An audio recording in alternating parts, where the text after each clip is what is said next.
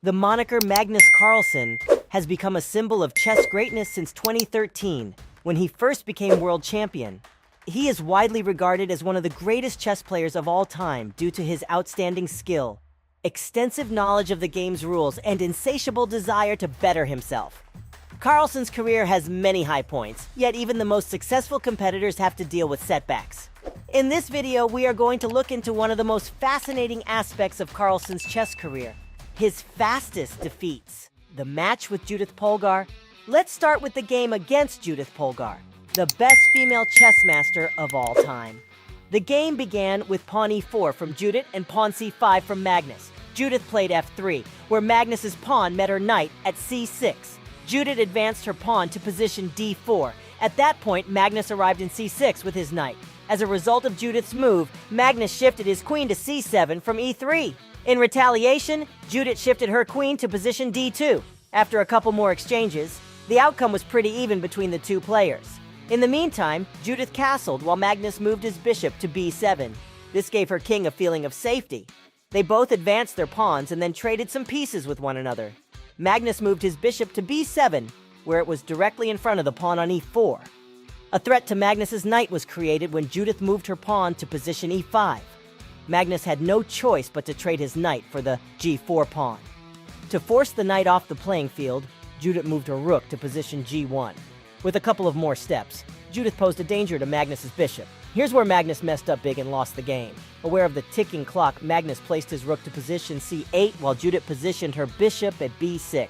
Magnus was cornered and forced to make the ultimate sacrifice of losing his own queen. Soon after making that fatal mistake, he quit the match against the great female chess master. In just 19 moves, he was defeated. The match with Alexander Morozevich. The next game is facing Alexander Morozevich, who has previously held the position of the second-best chess participant in the globe. When Magnus moved his white pawn to c4, Morozevich answered with his pawn at e6. White knight advanced to square f3, while the black pawn moved to square d5. After a sequence of exchanges involving a set of knights and pawns, Magnus was in a commanding position to initiate a charge. He did so by advancing his f4 pawn to f5, followed by a shift by the black knight to c5. When Morozevich changed his queen to e7, Magnus sent his knight to g4. The black bishop retreated to c8, and the white knight switched to f6. A large exchange ensued. While the white bishop proceeded to position e7, the black bishop shifted to f5. Morozevich kept up his offensive stance, with his bishop now stationed at e6. After Morozevich's knight went to d5 and the opposing black bishop got hold of e7, the e4 pawn moved forward to e5, and Magnus moved his queen across the playing field to h5. After an exchange of bishops, the white piece ended up in position g5, while the black bishop retreated to position d5. Magnus was hopeless, yet the pieces kept moving around. The game progressed until Morozevich attempted checkmate by guarding his king. Magnus bowed out at this time and shook hands, obviously dissatisfied with the bout's outcome. The match with an anonymous opponent. The final game of Magnus is played against an anonymous opponent. He battled Magnus in Oslo, Norway, even though he was not a renowned chess player. Magnus had the white pieces to begin the game and placed his pawn in position e4. The opponent subsequently chose to respond with a similar move using pawn e5.